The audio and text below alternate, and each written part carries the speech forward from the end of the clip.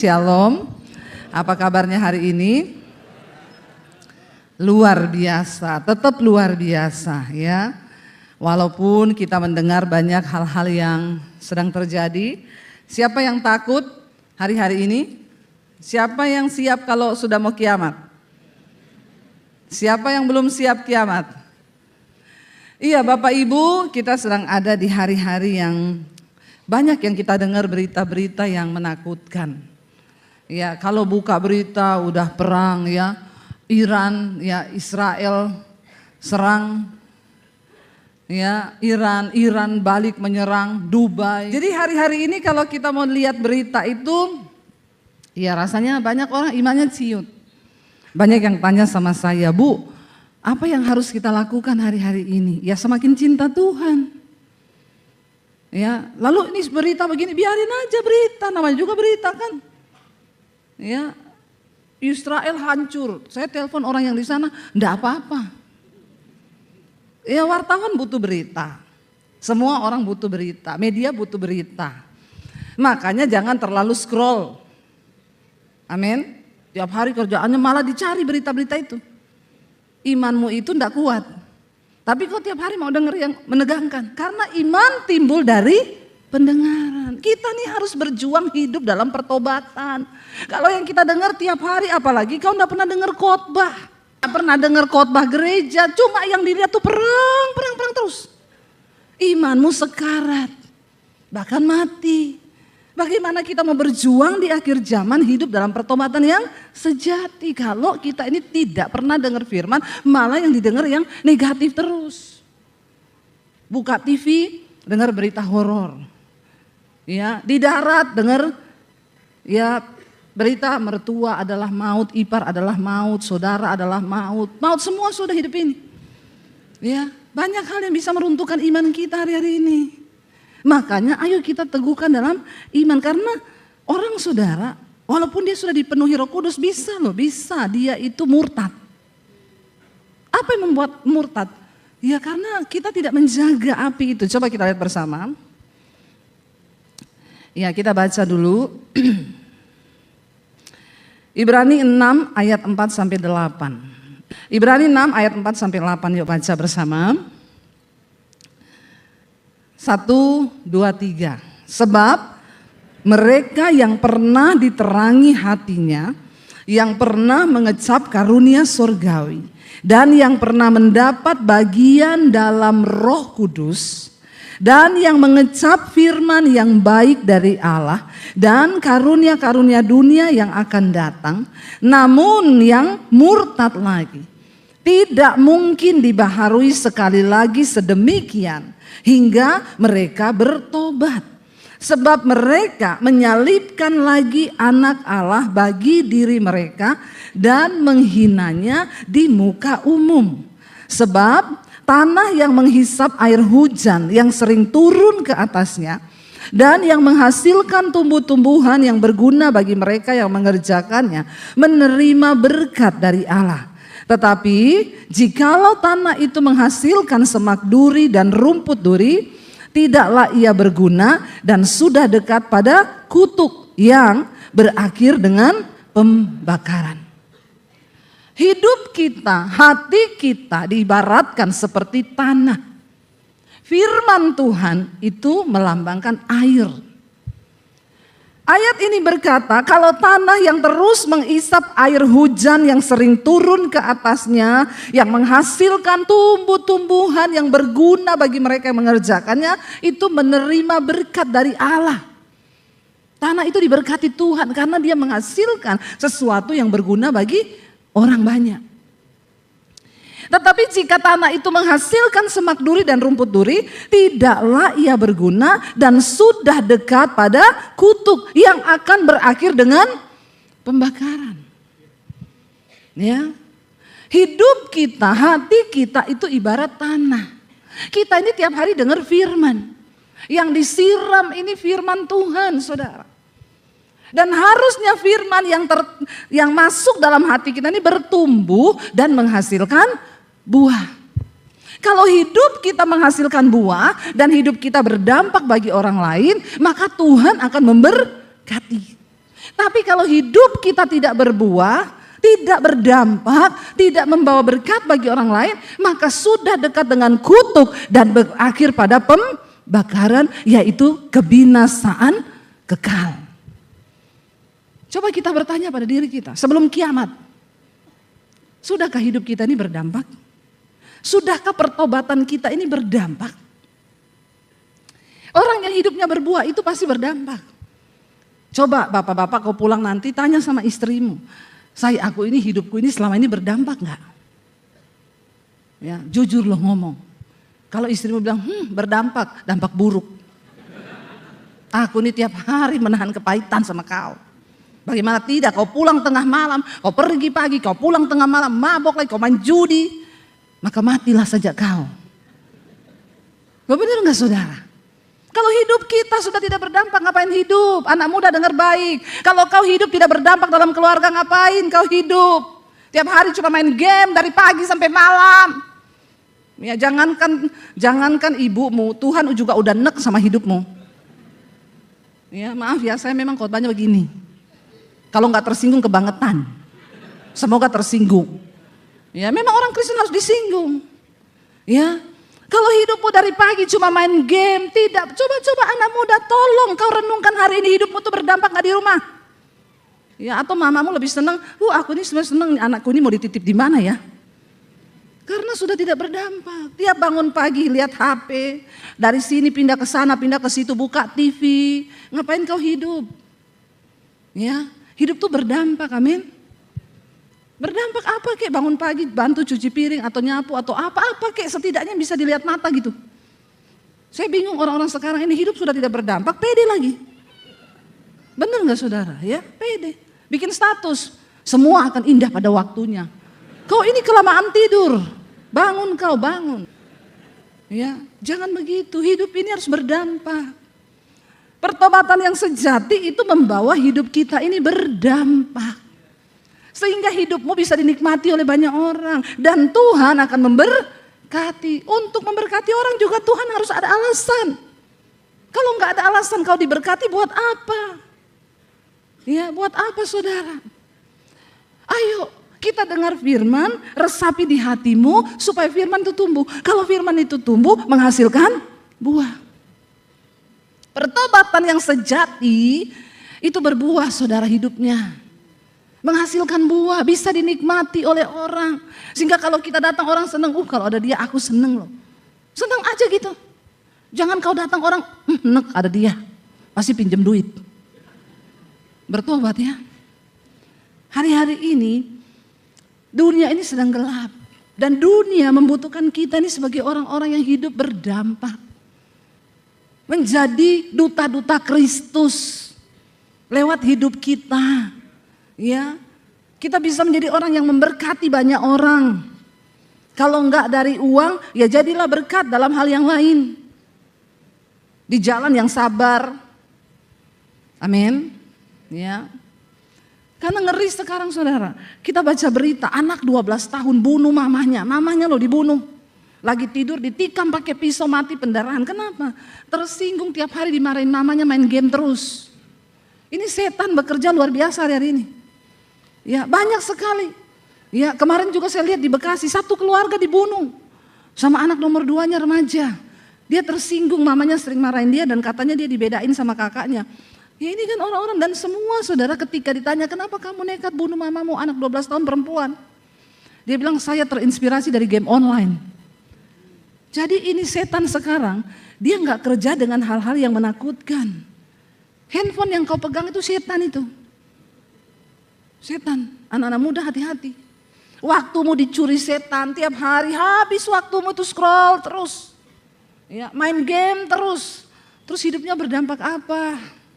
Ibu-ibu, nanti pulang tanya sama suamimu, "Pak, aku ini hidup berdampak gak buat kau?" Ya. Supaya kau dengar juga dari suamimu. Saya ini sangat berdampak. Saya enggak boleh pergi lama-lama, suami saya nyariin saya. Ya, biar cuma pergi seharian sama siapa, saya udah belum pulang, kangen loh, kangen. Berarti kan aku berdampak. Amin. Jangan sampai aku pergi dulu ya mau nginep 3 hari. Kenapa enggak seminggu saya? Nah itu berarti kau juga berdampak buruk. Ya kita nih hidup harus berdampak, suami istri saling tanya. Ya. Jangan cuma tanya, "Pak, kalau misalnya nih ada istri yang tanya, Pak saya ini kan sekarang hidup ya, misalnya nih aku mati nih, terus kau kawin lagi, terus di surga nanti kau pilih saya atau istri barumu?" Suaminya stres ditanyain begitu, dia bilang jawab, suaminya bilang kan kau belum mati, ini seumpama saya mati kau kawin lagi, terus nanti di surga kau pilih aku atau istri barumu, suaminya bilang saya pilih di neraka aja. Dia sudah bayangkan ketemu 2 istri di sorga. Ini baru 2 istri nih, ya. Makanya banyak yang pilih sama bidadari. Jangan ya Dek ya. Jangan saudara. Biarlah hidup kita ini berdampak.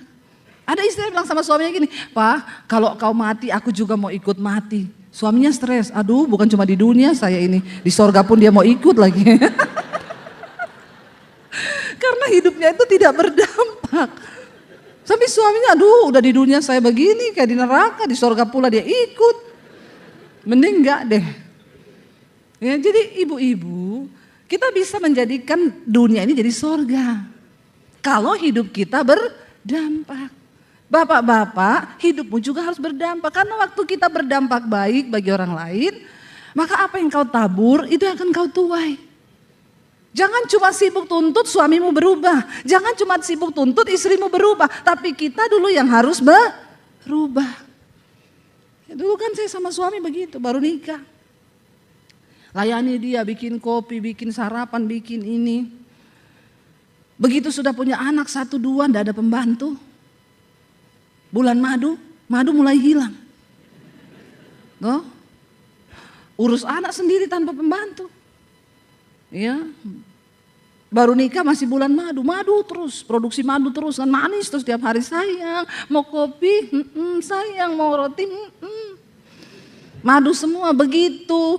Anak 2 lahir nggak ada pembantu, keuangan menipis, madu hilang, yang tersisa tinggal lebah. Ya toh, kalau madu hilang yang tersisa apa? Lebah. Apalagi kalau kayak saya ini lebah hutan, sekali entup mati. Ya, jadi keadaan bisa merubah orang ternyata.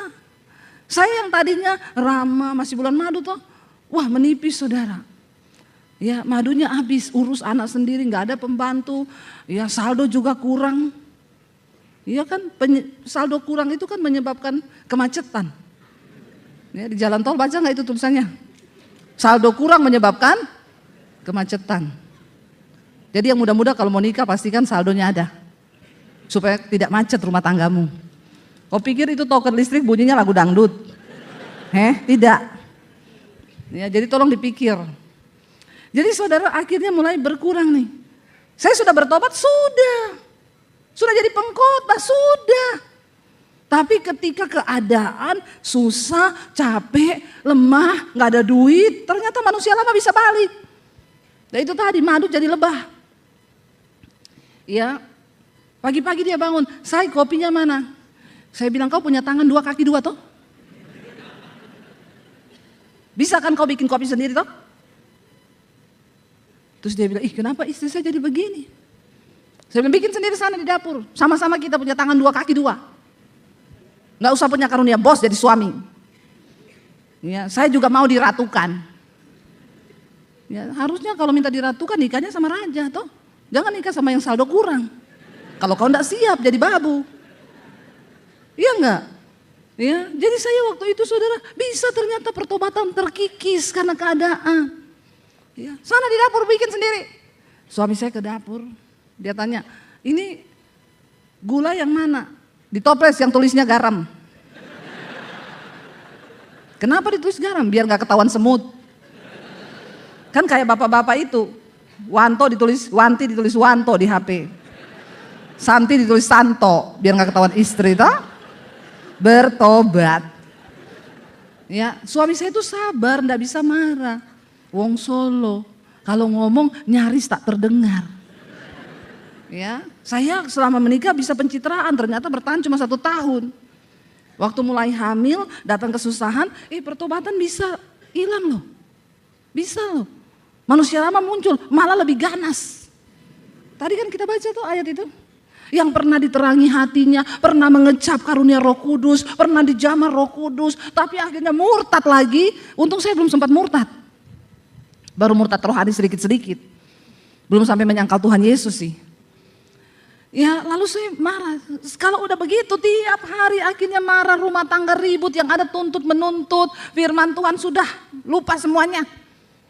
Ya sampai satu kali saudara saya dapat ayat yang berkata, lakukanlah segala sesuatu yang kamu lakukan, entah dengan perbuatan atau dengan perkataan, lakukan itu seolah-olah untuk Tuhan dan bukan untuk manusia.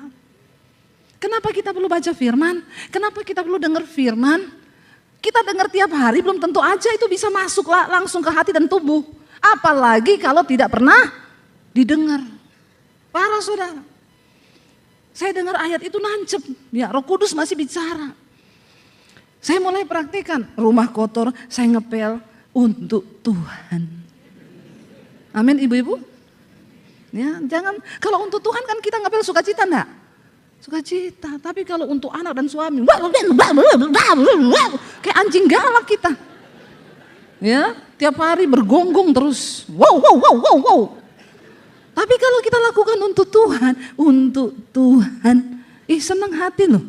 Suami saya bilang, mana kopinya? Mau marah, lakukan untuk Tuhan. Saya ke dapur, saya kasih kopi, kasih krim, saya aduk untuk Tuhan. Bisa kita berubah, bisa. Ya tinggal kita nih mau terus hidup dalam pertobatan atau tidak. Mau dengar Roh Kudus, firman atau mau dengar daging kita. Jadi saya saudara, waktu dia minta kopi saya untuk Tuhan.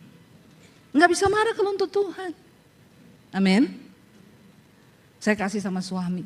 Lama-lama saya mulai berubah. Enggak, saya lakukan untuk Tuhan. Mandiin anak untuk Tuhan, untuk Tuhan. Kalau enggak dulu biru-biru. Ya. Sekarang saudara makin kesini tuh orang sakit jiwa makin banyak loh. Makanya saya tanya-tanya anak-anak muda sekarang cewek pada enggak mau nikah. Indonesia angka pernikahan turun loh, banyak. Mulai terjadi kayak di luar negeri juga. Saya tanya kamu kenapa enggak mau nikah? Takut bu, lihat sekarang berita suami selingkuh semua. Ya, lihat pembunuhan, ngapain? Nanti kita jadi sakit jiwa, belum nikah aja sudah sakit jiwa. Iya loh, ngeri sekarang loh. Apalagi pesan-pesan yang ada di sosial media sekarang, pesan-pesan yang menyesatkan. Lu ngapain bertahan dengan laki-laki yang begitu? Nanti lu jadi sakit jiwa, mending cerai. Hari-hari ini dunia menuntut kita mengasihani diri, mencintai diri. Padahal Alkitab bilang kita harus belajar mencintai orang lain seperti kita mencintai diri sendiri. Bertentangan. Makanya tingkat perceraian naik, tingkat pernikahan turun. Di Indonesia sekarang orang takut nikah. Karena berita bagaimana perselingkuhan terjadi, aneh-aneh saudara kalau lihat berita sekarang. Kita perlu mendengar firman Tuhan. Makanya baca firman, supaya pertobatan kita tuh terjaga di dalam Tuhan. Kita bertobat setiap hari, setiap menit, setiap detik. Waktu saya mulai lakukan firman Tuhan, satu saat suami saya datang, bikinin saya kopi, saya mau kopi enggak? Tumben. Dia mulai berubah juga. Apa yang perlu aku bantu? Nyuci, nyapu, ngepel, jemur, nyetrika. Zaman-zaman kita susah dulu nih. Dia mulai berubah. Karena apa yang kau tabur, itu yang akan engkau tuai. Kalau kau cuma sibuk tuntut suami mau berubah dan kau tidak berubah, percuma. Kau tuntut istrimu berubah, kau tidak berubah, percuma. Keteladanan kita itu yang akan mendatangkan berkat waktu kita belajar melakukan firman. Karena ayat ini bilang seperti tanah dikatakan di sana yang menerima menghisap air hujan yang sering turun ke atasnya. Kalau tiap hari firman turun ke hati kita terus dan kita ambil firman itu masuk dalam hati kita, dia akan menghasilkan tumbuh-tumbuhan yang berguna bagi mereka yang mengerjakannya, menerima berkat dari Allah. Semakin diberkati hidup kita. Kalau ada orang yang hidupnya tidak diberkati, jadi Kristen, begitu terus gak pernah berubah, ada yang salah saudara. Kau pasti gak hidup dalam pertobatan yang sejati. Karena firman Tuhan bilang, bukan tanganku yang kurang panjang untuk menolongmu, tapi dosamu, kejahatanmu itu yang menjadi penghalang berkat Tuhan tercurah. Saya sudah melihat orang yang bertobat, yang mau belajar sungguh-sungguh bertobat dan hidup dalam firman Tuhan, hidup berubah, nasib juga ikut berubah. Karena perubahan nasib itu mengikuti perubahan karakter. Amin. Waktu karakter kita berubah, hidup kita berubah, maka nasib juga berubah. Karena Tuhan yang memberkati. Tapi sebaliknya orang yang pernah mengecap dikatakan, mereka yang pernah diterangi hatinya, pernah mengecap karunia surgawi, pernah mendapat bagian dalam Roh Kudus. Mereka yang mengecap firman yang baik dari Allah serta punya karunia-karunia akan dunia yang akan datang. Namun mereka murtad lagi, tidak mungkin ini yang namanya, Alkitab bilang dosa yang tak terampuni, menghujat Roh Kudus. Orang yang murtad begini, dia menghujat Roh Kudus, tiap hari Roh Kudus suruh dia tobat, dia gak tobat-tobat. Itu dosa yang tidak terampuni. Hari ini kau marah sama istri, Roh Kudus bilang jangan marah sama istrimu, berdamai. Percuma, kau ikuti terus keinginan dagingmu. Makanya ayat itu bilang ada satu dosa yang tidak diampuni, dosa menghujat Roh Kudus pasti binasa. Apa yang bisa buat kita bertobat? Roh Kudus, waktu kau baca firman, Roh Kudus kasih kita kuasa. Asal kau buka hati dan berkata, Tuhan aku mau. Roh Kudus tolong aku mau melakukan firman ini. Iya, pertobatan itu tiap hari. Bukan satu kali toh waktu engkau terima Yesus sudah selesai. Oh pasti selamat, kasih karunia, kan Tuhan sudah mati dari dahulu sekarang bahkan sampai dosaku selama-lamanya. Kau kira darah Yesus itu apa? Terus kau main-main terus. Derajatmu sudah diangkat nih jadi anak, kenapa kau jadi budak lagi? Saudara kalau angkat anak dari kotor di pinggir jalan, ya, dia pemulung kotor, miskin, saudara angkat bawa ke rumah. Saudara cukupi, saudara kasih baju. Besok dia udah pulang lagi, sudah ada di got lagi. Dia duduk di situ lagi. Saudara ambil lagi, saudara pulang lagi. Besok dia pergi lagi di situ. Saudara bosan nggak? Lama-lama. Ya udahlah, biarin dia, berarti lebih cocok tinggal di situ tuh. Kalau engkau sudah derajatmu diangkat, tapi kau terus melakukan dosa, engkau jadi budak lagi, budak lagi, budak lagi. Ya lama-lama silakanlah Tuhan bilang. Makanya di sini dikatakan, maka dia tidak mungkin dibaharui sekali lagi sedemikian hingga bertobat, sebab mereka menyalibkan lagi anak Allah bagi diri mereka dan menghinanya di muka umum. Jangan bermain-main dengan dosa, saudara. Mari kita sungguh-sungguh hidup dalam pertobatan yang sejati. Ya, padahal tadi sudah mengecap, sudah mendapat bagian dalam Roh Kudus. Biar kau bahasa rohmu sampai di langit ketujuh, tiap kali berdoa, sampai malaikat keriting dengernya. Kalau kau tidak bertobat, kelakuanmu nggak berubah, percuma. Ya, Rasul Paulus bilang, biar kau bisa bahasa malaikat. Ya, biar kau menguasai semua bahasa malaikat pun kau tahu. Tapi kalau engkau tidak hidup melakukan firman Tuhan, maka imanmu itu nol, mati, gak ada apa-apanya. Mari kita bertumbuh hari-hari ini. Mau kiamat besok, mau kiamat nanti kapan, biarin. Yang penting kita sudah bertobat, benar gak? Ya, penting kita sudah bertobat, itu aja. Jadi kalau orang tanya, Bu apa yang harus kita lakukan persiapan hari ini apa? Sekarang orang bingung. Saya baca kemarin pengusaha-pengusaha di Dubai mulai pindahkan uang-uang mereka taruh di Singapura, di Hong Kong, di yang negara aman. Ya puji Tuhan lah kalau kita ini uangnya pas-pasan. Nggak usah bingung-bingung toh. Yang banyak duit pusing loh saudara. Ya makanya jangan minta-minta kaya-kaya banget, amin. Karena kalau terlalu kaya kau juga pusing. Ya biasa aja hidup ini, biasa. Ada orang loh takut mati, kenapa Bu? Nanti kalau mati warisan saya buat siapa? Kalau saya mati, kalau perang mati terus warisannya buat siapa? Masih dipikirin loh. Lebih indah sorga Pak. Nggak usah pikirin warisan lagi di bumi. Makanya orang tuh jangan kebanyakan duit, jangan. Ya, kalau sekarang sudah kebanyakan bagi-bagi aja. Amin enggak? Yang amin ini yang nggak ada duit. Yang pengen dibagi. Yang ada duit enggak amin dia. Enggak amin yang ada duit. Saudara mari kita nih bertobat. Ya. Mau kiamat kapan? Oke, nanti malam, besok oke. Kenapa? Aku siap Tuhan. Karena aku sudah hidup dalam pertobatan. Kita akan memperoleh kekekalan. Ya, lebih indah surga daripada dunia, saudara. Enggak percaya? Hah? Mau rasa? Ya, orang itu udah tahu firman Tuhan bilang surga itu indah, tapi takut mati semua.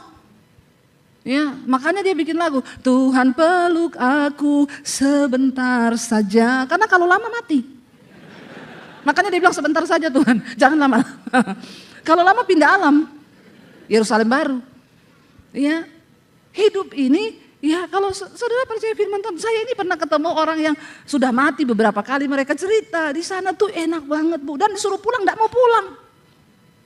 Saya juga dulu pernah saudara tidur nyenyak banget siang-siang. Terus ada suara yang bilang begini, kalau kau tidur terus kau mati loh. Tapi saya rasanya enggak mau bangun karena enak banget. Tapi saya harus bangun karena saya pikir nanti saya mati suami saya kawin lagi, bangun saya. Bangun. Maksudnya anak saya masih kecil-kecil, dia kawin lagi, dapat istri, waduh ya sekejam ibu kota. Saya enggak mau saudara, jadi saya bangun lagi saya. Tapi orang memang yang pernah mati itu, dia disuruh pulang, kesaksian mereka enggak mau mereka pulang. Tuhan saya mau di sini aja, indah, saya enggak mau. Tuhan bilang belum waktunya pulang, kau pulang. Saya bingung yang di Surabaya ini masih betah semua di dunia ini.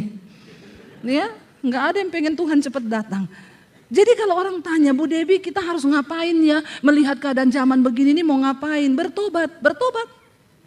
Cuma itu jawaban saya, bertobat, hidup dalam pertobatan. Mau Tuhan datang nanti malam, mau besok, mau lusa, terserah, bagian kita hidup dalam pertobatan. Mengejar perkenanan Tuhan. Supaya kapanpun Tuhan datang, kita sudah siap. Jadi mari kita hidup hari-hari ini dalam pertobatan. Mari kita mengejar perkenanan Tuhan. Ya, supaya saudara kita tidak berakhir pada kutuk yang akan berakhir dengan pembakaran. Artinya kebinasaan kekal. Biar kita mau bilang Tuhan, ubah hati kami dan hidup kami hari-hari ini.